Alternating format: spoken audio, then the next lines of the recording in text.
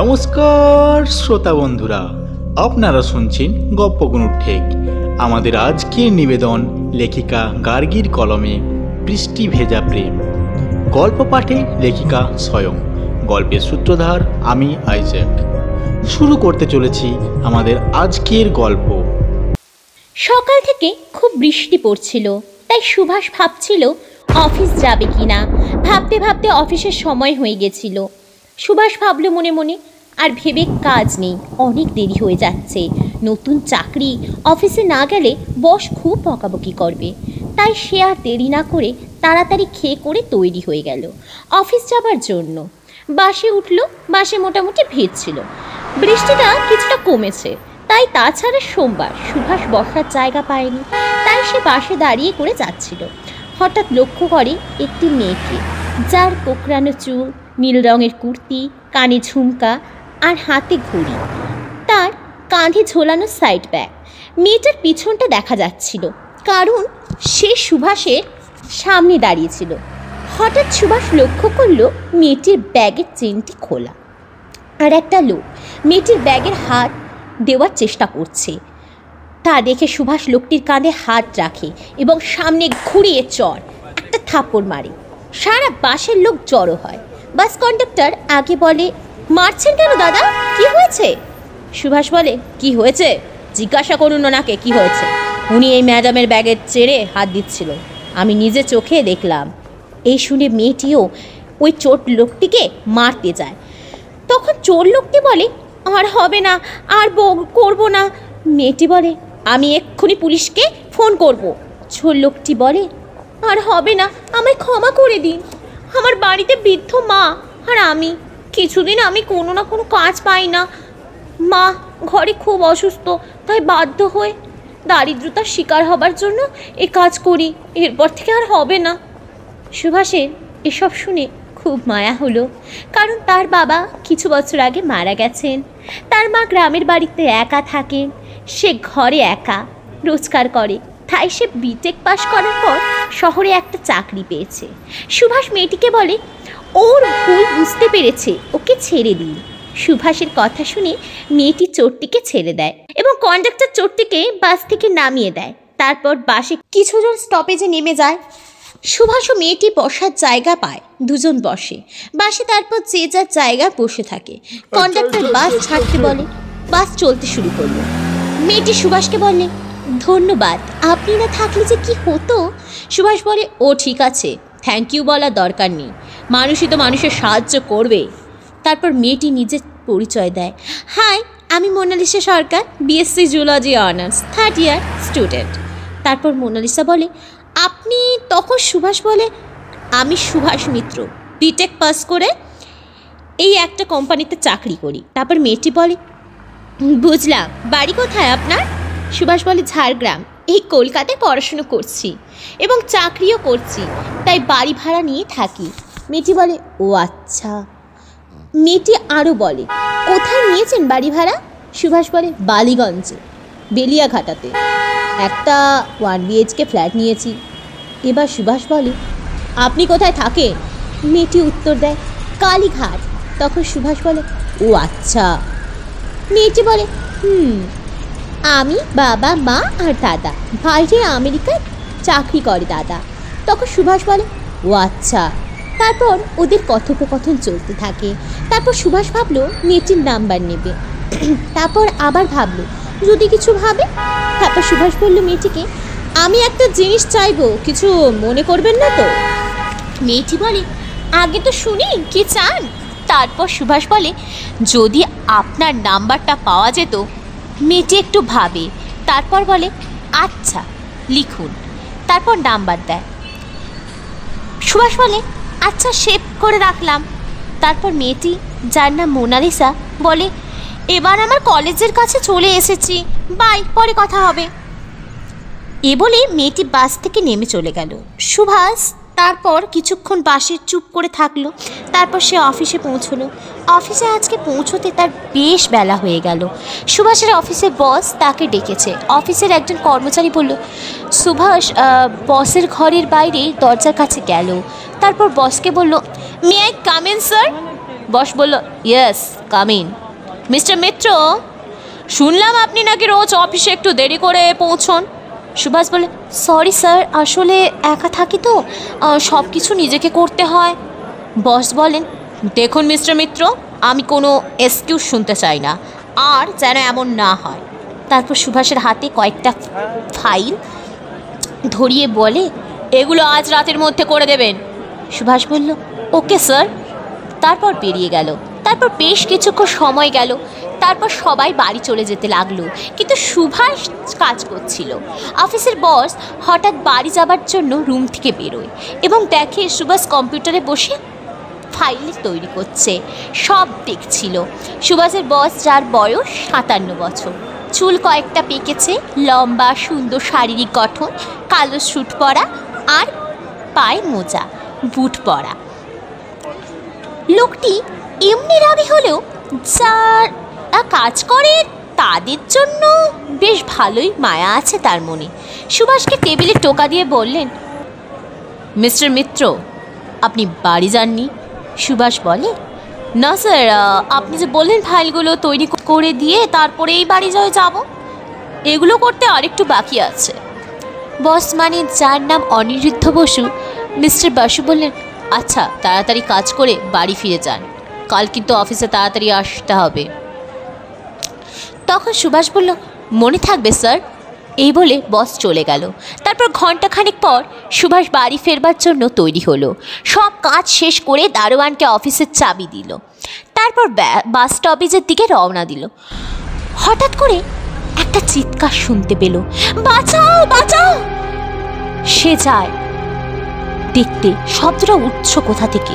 সুভাষ দেখে বাস স্ট্যান্ডের পাশে ঝোপ থেকে, এবং সে দেখে 3টে ছেলে একটা মেয়েকে ঘিরে দাঁড়িয়ে। মেয়েটার উপরে যেই ঝাঁপিয়ে পড়তে যাচ্ছিল, সুভাষ কাছে একটা লাঠি পায় আর সেই লাঠি দিয়ে একটা ছেলের মাথায় জোরে আঘাত করে এবং বাকি ছেলেগুলো তাকে মারতে থাকে। সুভাষ তাদেরকেও খুব মারে। সুভাষও হাতে একটু চোট পায়। তারপর ছেলেগুলো ছুটতে পালিয়ে যায়। সুভাষও মেয়েটির কাছে যায়। মেয়েটিকে দেখে সে চিনতে পারে, সেই পাশের মেয়েটি। সুভাষ বলে, তুমি? মেয়েটি বলে, আপনি? অনেক ধন্যবাদ আমাকে বাঁচানোর জন্য। তারপর মেয়েটি খুব ভয় পেয়ে কাঁদতে থাকে এবং সুভাষকে জড়িয়ে ধরে, আরও কাঁদতে থাকে। সুভাষ ওকে সাহারা দেবার জন্য ওর মাথায় হাত বুলিয়ে দেয়। তারপর ব্যাগ থেকে জল বের করে মেয়েটির চোখে মুখে দেয় ও জল খাওয়ায়। তারপর দুজনে বাস স্ট্যান্ডে দাঁড়িয়ে থাকে।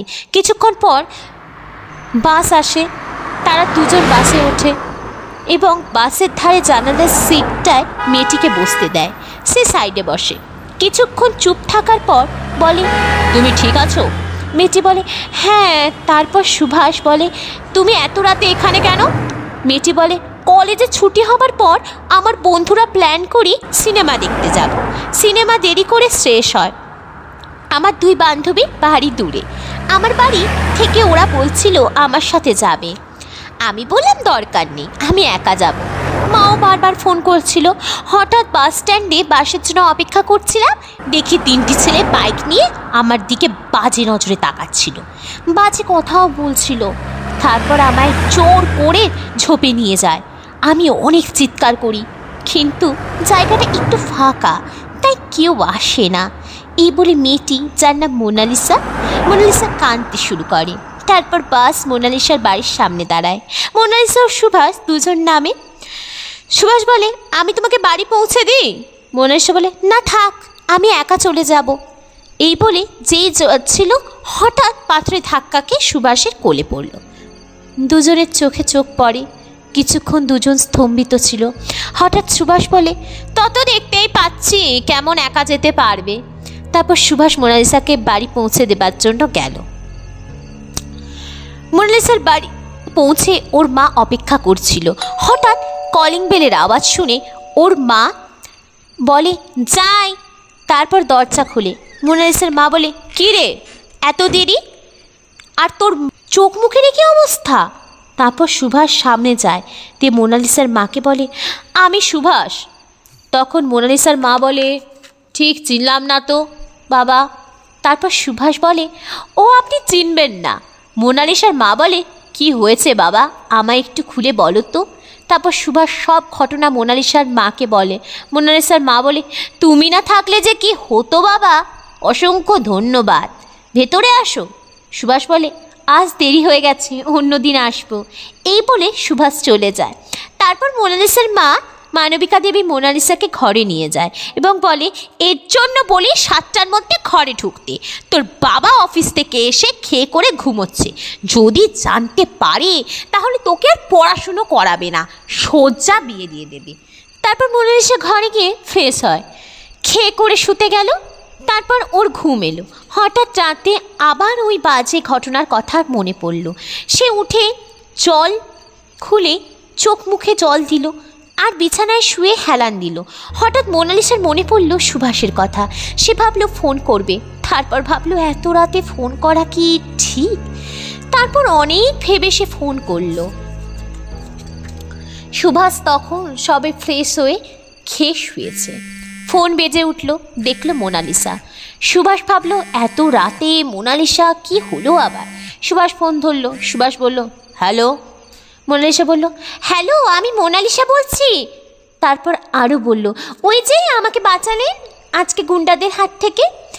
সুভাষ বলে, হ্যাঁ মনে আছে, আর বলতে হবে না। মোনালিসা বলে, অসংখ্য ধন্যবাদ আপনাকে। সুভাষ বলে, ও ঠিক আছে, আপনার জায়গায় অন্য কেউ থাকলেও আমি একই কাজ করতাম। তারপর মোনালিসা আরও সুভাষ কিছুক্ষণ কথোপকথন করে। তারপর সুভাষ বলে, এবার আপনি ঘুমিয়ে পড়ুন, আমিও রাখছি, কাল অফিস আছে। এই বলে সুভাষ ফোন রেখে দিল। তারপর মোনালিসাও ফোন রেখে ঘুমিয়ে পড়ল। পরের দিন সকালে সুভাষ জলদি উঠে অফিস গেল। অফিস থেকে ঠিক সময় মতো ঘরে ফিরল।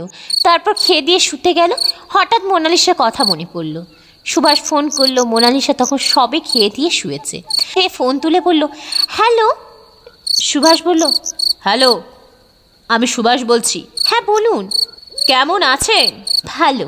আচ্ছা এখন কি করছেন? এই তো শুতে যাব। তারপর দুজন কিছুক্ষণ গল্প করলো। তারপর মোনালিসা বলল, আমার ঘুম পাচ্ছে, কাল কলেজ আছে, কাল কথা বলি, গুড নাইট।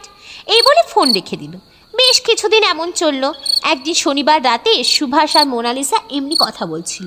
সুভাষ বলল, একদিন দেখা করা যাক। মোনালিসা বলল, হ্যাঁ করাই যায়।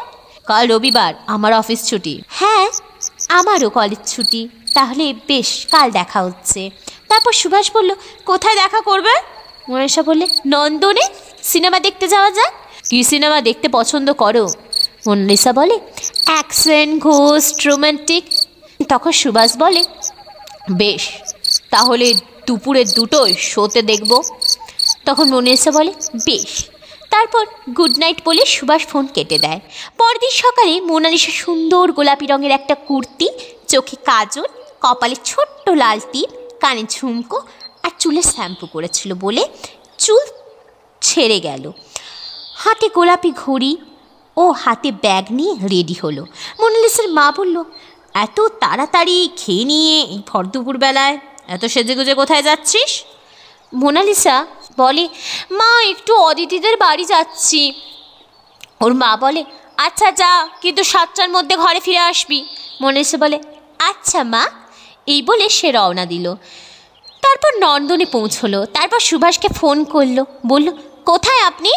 সুভাষ বলে, এই তো চলে এলাম, আর 11 মিনিট। মোনালিসা আচ্ছা বলে ফোন কেটে দিল। কিছুক্ষণ পর সুভাষ এলো। লাল রঙের একটা টি শার্ট আর কালো প্যান্ট, চোখে কালো ফ্রেমের চশমা, কালো রঙের জুতো, হাতে একটা ঘড়ি আর হাতে একটা ব্যাগ নিয়ে। সুভাষ মোনালিসাকে বলল, সরি, আসতে একটু দেরি হয়ে গেল। মোনালিসা বলে, ও ঠিক আছে চলুন। তারপর দুজনে টিকিট কাটলো। তারপর সিনেমা হলে ঢুকলো। তারপর দুজন মিলে সিনেমা দেখছিল। সিনেমাটির নাম ছিল 1920, ভূতের সিনেমা। যখন ভয়ানক সিন আসছিল, মোনালিসা বারবার সুভাষকে আঁকড়ে ধরছিল। সুভাষ একটু লজ্জাও পাচ্ছিল। তারপর যখন রোমান্টিক সিন, তখন সুভাষ ও মোনালিসার অজান্তেই দুজনের হাতে উপরে হাত রাখছিল। তারপর সিন শেষ হতেই দুজন লজ্জায় হাত সরিয়ে দেয়। তারপর সিনেমা শেষ হয় 6:30। সুভাষ বলল, কিছু খাবেন? মোনালিসা বলে, অন্য একদিন, আজ সময় নেই, মা 7টার মধ্যে ঘরে আসতে বলেছে। এই বলে তাড়াতাড়ি চলে গেল। সুভাষ বলল, দাঁড়ান, একটা জিনিস। মোনালিসা বলল, কি? সুভাষ বলল, আমার হাতে তৈরি একটা গণেশ ঠাকুর আছে। মোনালিসা বলে, আপনি ঠাকুরও বানান? সুভাষ বলে, ওই আর কি, ফাঁকা টাইম পেলে। এখন যদিও ফাঁকা টাইম থাকে না, বাড়ি যেতে অফিস আসতে, বাড়ি যেতে অফিস আসতে, এই করেই সময় চলে যায়। মোনালিসা বলে, খুব ভালো, তাহলে এবার আমি আসি, দিয়ে মোনালিসা চলে গেল। তারপর মোনালিসা ও সুভাষ দুজনেই যে যার বাড়ি পৌঁছলো। মোনালিসা ফ্রেশ হয়ে খেয়ে করে পড়তে বসলো। তারপর রাতের বেলায় শুতে যাবার আগে সুভাষের ফোন এলো। মোনালিসা বলল, হ্যালো, বলুন। সুভাষ বলল, ঠিক করে বাড়ি পৌঁছেছেন তো? মোনালিসা বলে, হ্যাঁ। তারপর সুভাষ বলে, কেমন লাগলো মুভিটা? মোনালিসা বলে, ভালো, আপনার তৈরি গণেশটা খুব সুন্দর হয়েছে। সুভাষ বলে, থ্যাংক ইউ। অনেক রাত হলো, এবার আমি ঘুমোই। তারপর গুড নাইট বলে ফোন রেখে দিল। তারপর বেশ কিছুদিন সুভাষ ও মোনালিসার মধ্যে বন্ধুত্ব ভালোই চলছিল। ওরা রোজ রবিবার ঘুরতে যেত, নিজেরা অনেকটা সময়ও কাটাতো। একদিন রবিবার ওরা একটা জায়গায় ঘুরতে যায়। একটু তাড়াতাড়ি ওরা ঘুরতে বেরোয়, সকাল 8:30 নাগাদ, কারণ মোনালিসা 7:30টার মধ্যে ঘরে ফিরতে হবে। সুভাষ আর মোনালিসা খুব সুন্দর একটা জায়গায় পৌঁছয়। পাশে নদী, নির্জন এলাকা, পাশে একটা বাড়ি, অনেক পুরনো, দেখে মনে হচ্ছে কেউ থাকে না। তারপর দুজন নদীর ধারে বসলো। সুভাষ বলল, কি গো, কেমন লাগছে? মোনালিসা বলল, দারুণ, কলকাতা শহর থেকে দূরে এসে বেশ ভালোই লাগছে। জানো সুভাষ, আমার না একদম ভিড় ভালো লাগে না, এত গাড়ি, এত বড় বড় বাড়ি ভালো লাগে না। আমার শান্ত, নিশ্চুপ, খোলামেলা জায়গা বেশ ভালো লাগে।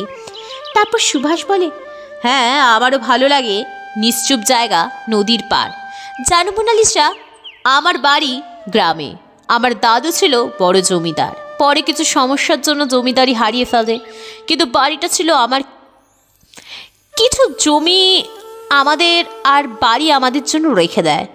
নদীর থেকে কিছুটা দূরে আমাদের বাড়ি ছিল। আমার দাদুর একমাত্র ছেলে আমার বাবা, আর আমার বাবার একমাত্র ছেলে আমি। আমার ভাই বোন ছিল না, আর বাবা ব্যস্ত ছিল কাজ নিয়ে। মা বাইরে কারোর সাথে মিশতে দিত না, শুধু বলতো পড়। আমি মাঝের মধ্যে দুপুরে মা যখন ঘুমোতাম, আমাদের বাড়ির পাহারাদার রামু কাকার ছেলের সাথে নদীতে মাছ ধরতে যেতাম, চান করতাম, নদীতে সাঁতার কাটতাম, অনেক মজা করেছি। মোনালিসার মুখটা শুকিয়ে যায়। সুভাষ বলে, কি হয়েছে মোনালিসা? মোনালিসা মোনালিসা বলে, আমি শহরে বড় হয়েছি, আমি গ্রাম দেখিনি। সুভাষ বলে, তো কি হয়েছে, আমি তোমাকে নিয়ে যাব একদিন। মোনালিসা বলে, সত্যি? এই বলে খুশি হয়ে সুভাষকে জড়িয়ে ধরে। তারপর সুভাষ ওর মাথায় হাত বুলোতে থাকে, বলে, সত্যি সত্যি সত্যি, এই 3 সত্যি, যাও। তারপর মোনালিসা সুভাষকে ছেড়ে দেয়। সুভাষ বলে, মোনালিসা, আমি তোমাকে একটা কথা অনেক দিন ধরে বলবো ভাবছি, কিন্তু কি করে যে বলি। মোনালিসা বলে, আরে বলো তুমি, আমায় কি ভয় পাও? সুভাষ বলে, তা ঠিক না, বলছি। তারপর সুভাষ ওর ব্যাগ থেকে গোলাপের থোকাটা বের করে হাঁটু গেড়ে বসে। মোনালিসাকে দাঁড় করিয়ে বলে, আমি তোমাকে ভালোবাসি মোনালিসা, তুমি আমার চিরসঙ্গিনী হবে। মোনালিসা তো অবাক, তারপর একটু ভেবে তারপর বলে, হতে পারি যদি তুমি আমাকে সারা জীবন আগলে রাখো। সুভাষ হাসে আর বলে, নিশ্চয়ই মাই হার্ট। তারপর দুজন দুজনকে জড়িয়ে ধরে, কিছুক্ষণ চুপ করে থাকে। তারপর সুভাষ বলে, চলো, পাশে কিছু দূরে একটা হোটেল আছে, কিছু খেয়ে নি। মোনালিসা বলে, আচ্ছা চলো। তারপর দুজনে যায়। মোনালিসা ভাত, ডাল, তরকারি, চাটনি, চিকেন কষা অর্ডার দেয়। সুভাষও একই খাবার অর্ডার দেয়। তারপর দুজনে খেয়ে নিল। কিছুক্ষণ খাবার পর খাবার শেষ হতেই দুজন আবার নদীর পাড়ে এলো। নদীর পাড়ে আসার পর তারা দুজন বসলো। তারপর বসে গল্প করছিল। হঠাৎ প্রকাণ্ড ঝড়, আকাশ কালো হয়ে বাধ্য হয়ে মোনালিসা আর সুভাষ ওই পোড়ো বাড়িতে আশ্রয় নিল। দেখতে দেখতে অনেক রাত হলো, বৃষ্টি থামলো না। দুজন খুব চিন্তায় পড়ল, বাড়ি যাবে কি করে। এদিকে মোবাইলে ফোনে চার্জও নেই, ফোন সুইচ অফ। সুভাষের ব্যাগে ছিল 3টি মোমবাতি, টর্চ, দেশলাই, জলের বোতল আর কিছু কেক। সুভাষ মোনালিসাকে বলল, মোনালিসা, আজ আর যাওয়া যাবে না, আজ বরং কেকগুলো খেয়ে কাটাও। মোনালিসা বলে, বাবা তো চিন্তা করছে কাল সকালে বাড়ি ফিরে কি বলবো। সুভাষ বলে, ও কালকে ভাবা যাবে, আজ বরং এখানে কাটাই, কালটা ভাববো। তারপর মোনালিসা বলল, চলো না উপরে গিয়ে দেখি যদি কোনো শোবার জায়গা পাই। তারপর সকাল, সুভাষের ঘুম ভাঙে, মোনালিসাকে ডাকে, মোনালিসা ওঠে। তারপর সুভাষ মোনালিসার কপালে চুমু খায়। মোনালিসা ওকে জড়িয়ে ধরে। মোনালিসা বলে, সুভাষকে কোনোদিনও যাবে না তো আমাকে ছেড়ে? সুভাষ বলে, প্রাণ থাকতে যাব না, আর আমার প্রাণটা তো আপনার কাছে। এই বলে দুজন হেসে ওঠে। সুভাষ বলে, চলো বৃষ্টি থেমে গেছে, তাড়াতাড়ি ফ্রেশ হয়ে নাও। মোনালিসা বলে, আচ্ছা। তারপর দুজন তৈরি হয়। যেই বেরোতে যাবে হঠাৎ একজন বলে, কন হ্যাঁ আপ লোগ, ইহা পর ক্যা কর রহে थे? সুভাষ বলে, কাল খুব ঝড়ে এখানে আটকে পড়ি আমরা।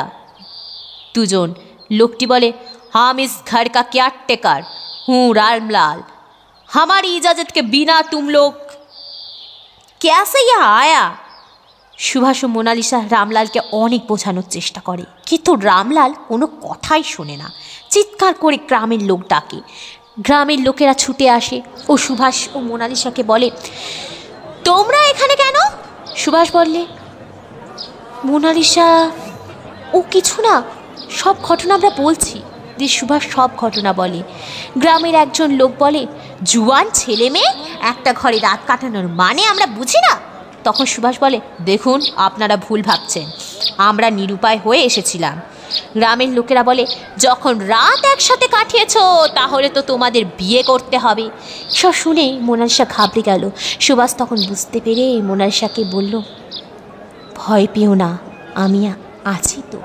তারপর সুভাষ চেষ্টা করলো গ্রামের লোকেদের বোঝানোর, কিন্তু তারা বুঝলো না। গ্রাম প্রধানের কাছে গ্রামের লোকেরা গেল এবং সব বলল। সব শুনে গ্রাম প্রধান বলল, তোমরা যেহেতু একটা রাত একসঙ্গে কাটিয়েছো তখন কিছু করার নেই, বিয়ে তোমাদের করতেই হবে, নয়তো কিন্তু আমাদের কথা না মানলে লাশ কেটে ফেলে দেব।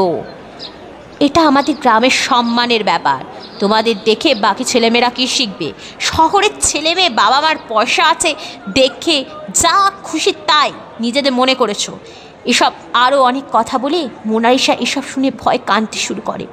সুভাষ ওকে সান্ত্বনা দেয় এবং বলে, এখন বিয়ে করা ছাড়া আর কোনো উপায় নেই, আগে বিয়ে করে এদের কবল থেকে ছাড়া পাই, তারপর ভাববো।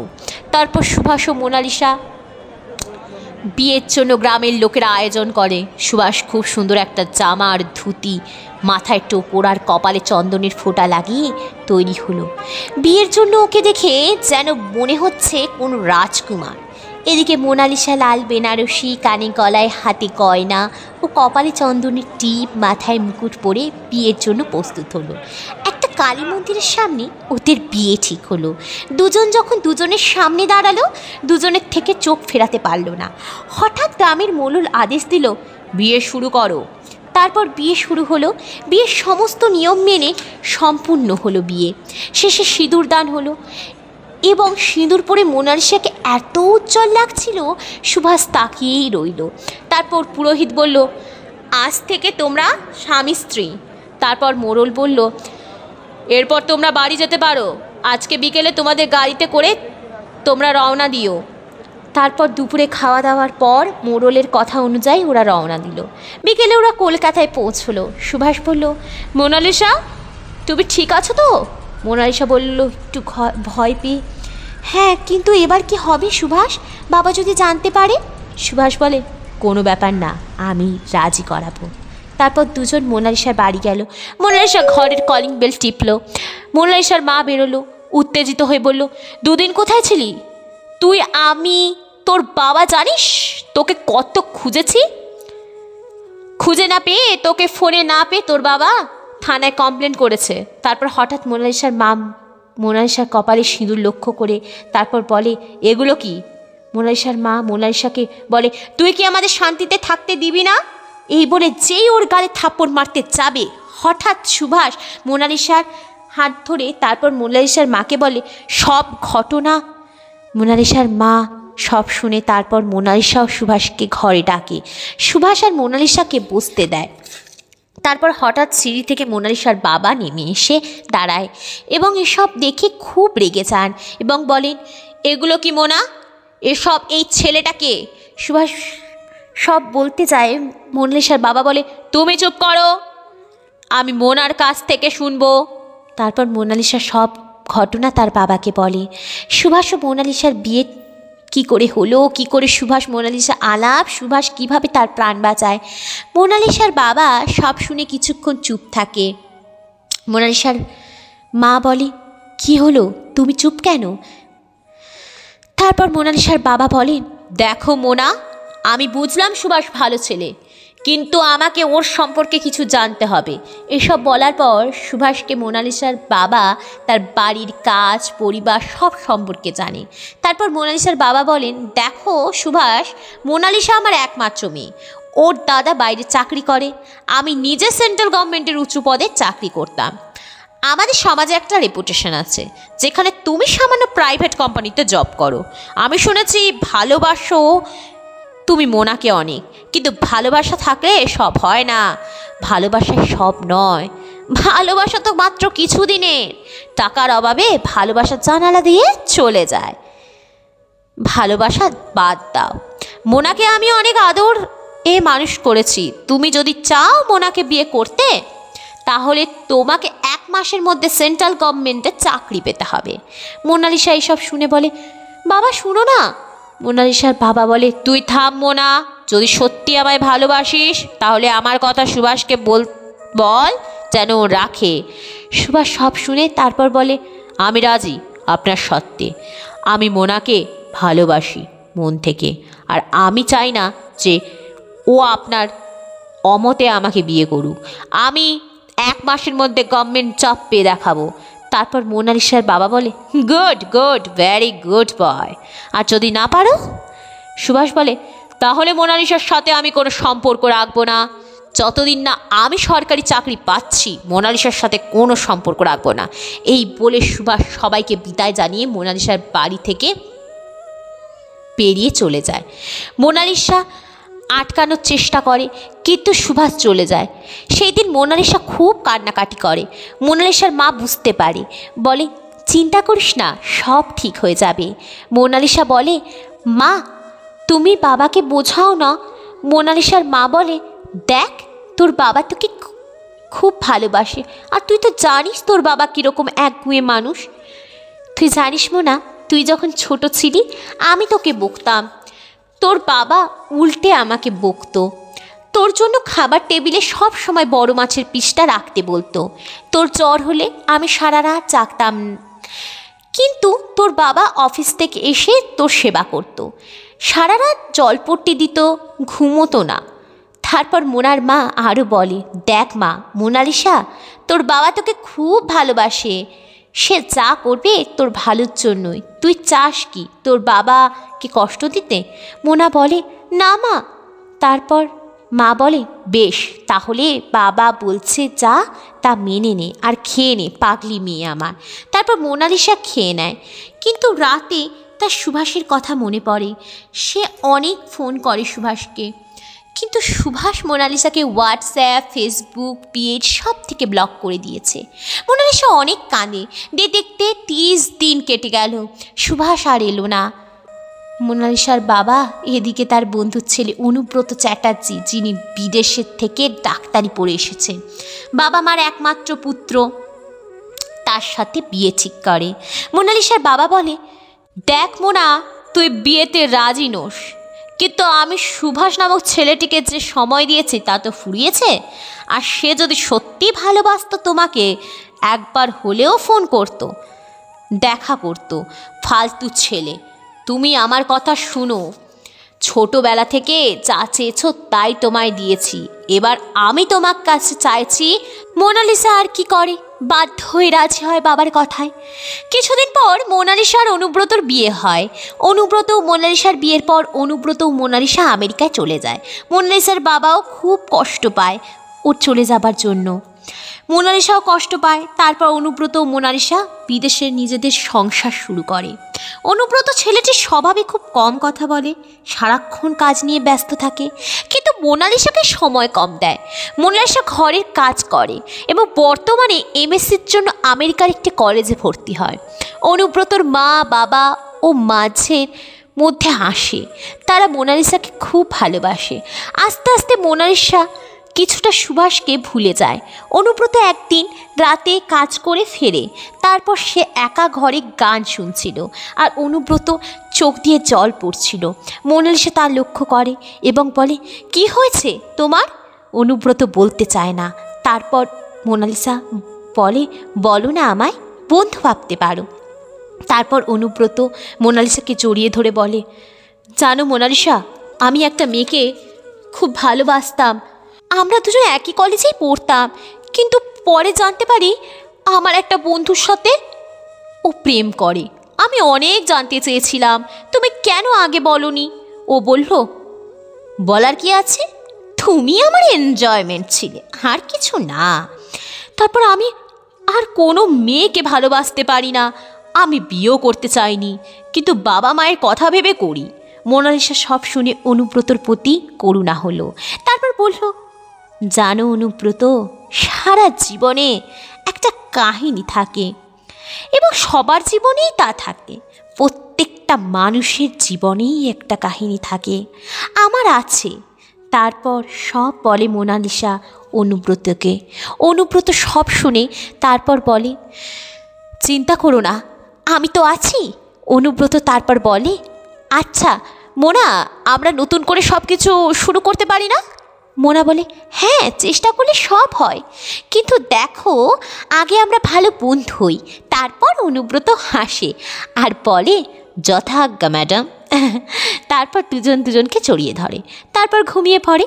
কিছুদিন পর অনুব্রত আর মোনালিসা ভালো বন্ধু হয়ে ওঠে। একদিন হঠাৎ অনুব্রতর খুব জ্বর হয়। রাতের বেলা মোনালিসা ওর মাথায় জলপট্টি দিচ্ছিল। তারপর অনুব্রত মোনার হাত ধরে বলে, মোনা, তুমি আমাকে ছেড়ে যাবে না তো? মোনালিসা বলে, না, কখনো না। তারপর মোনালিসার অনুব্রতর প্রতি মায়া হয়। তারপর মোনা অনুব্রতর মাথাটা ওর কোলে রাখে, ওকে ওষুধ খাইয়ে ঘুম পাড়িয়ে দিল।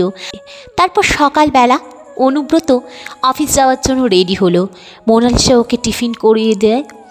অনুব্রত বলল, মোনা চলো, আজকে রাতে ক্যান্ডেল লাইট ডিনারে যাবো। মোনা বলে, বেশ, তাড়াতাড়ি এসো, সাবধানে যেও। তারপর অনুব্রত মোনাকে বিদায় জানিয়ে চলে গেল। সন্ধে হলো। মোনা গোলাপি রঙের শাড়ি, হাত কাটা ব্লাউজ, কানের ঝুমকো, কপালে ছোট্ট টিপ আর সিঁদুরটা লাগাতে যাচ্ছিল। হঠাৎ মোনার হাত থেকে সিঁদুরের কৌটোটা পড়ে যায়।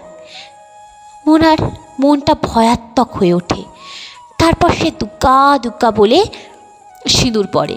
তারপর রেডি হয়ে অনেকক্ষণ বসে, কিন্তু অনুব্রত আসে না। মোনার চিন্তা হলো, সবাইকে ফোন করলো যারা অনুব্রত, কিন্তু বন্ধু যারা অনুব্রতর, কেউই কিন্তু অনুব্রতর কোনো খবর দিতে পারল না। এবং অফিসে ফোন করলো। অবশেষে অফিসে ওর চেনাশোনা একজনকে ফোন করে জিজ্ঞাসা করলো, অনুব্রত আছে? লোকটি বলে, না, ও তো অনেকক্ষণ আগে চলে গেছে। মোনা ভয় পায়। তারপর মোনালিসা পুলিশের কাছে যায়। পুলিশ তদন্তের পর খোঁজাখুঁজি করে সকালে হঠাৎ খবর পায় গাড়ি অ্যাক্সিডেন্ট, একটা লোক মারা গেছে। মোনালিসা ভয় ভয় হসপিটালে যায়। তারপর দেখে অনুব্রত আর নেই। মোনা তো অজ্ঞান হয়ে যায়। তারপর জ্ঞান ফিরল। সে হসপিটালের বেডে, ওর মা বাবা, অনুব্রতর মা বাবা সবাই খুব কান্নাকাটি করছে। মোনালিসার মা বাবা অনুব্রতর মা বাবা সান্ত্বনা দেয়।